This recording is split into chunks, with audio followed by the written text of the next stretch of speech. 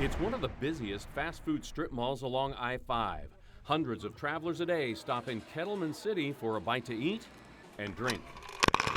But the next time you press that soda tab, there's something you may want to know.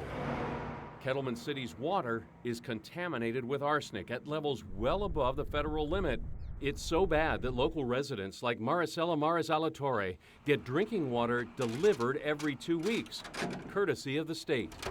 I think people have become immune to the fact that our water quality is so poor that you can't actually drink it. But fast food restaurants here use tap water to prepare food.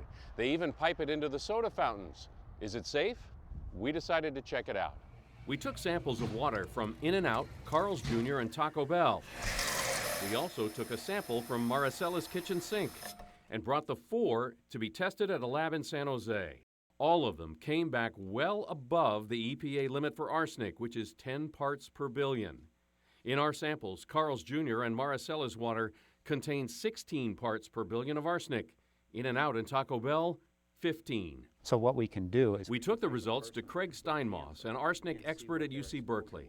He's been studying the health effects of long-term exposure to arsenic in a region of Chile where levels are at least 10 times higher than what we found in Kettleman City. We've seen 4 to 5-fold increase rates in lung cancer, 7-fold increase rates of bladder cancer, 11-fold increase rates in the type of kidney cancer. If you take those risks and you actually linearly extrapolate down to what is the estimated risk at 10, that estimated risk is actually fairly high.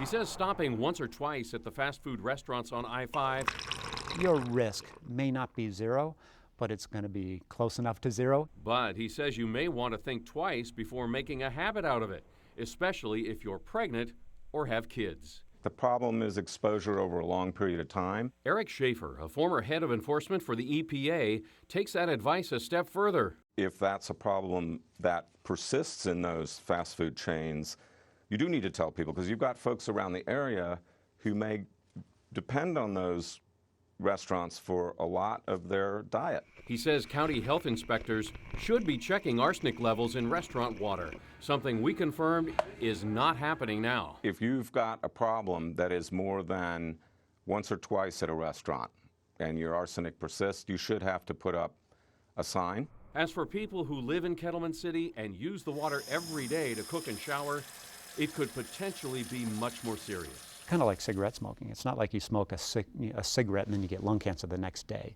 It usually takes 20, 30, and sometimes even 40 or 50 years. These communities that are already vulnerable, it's just easier to forget about them or make it seem like it's our fault for being here.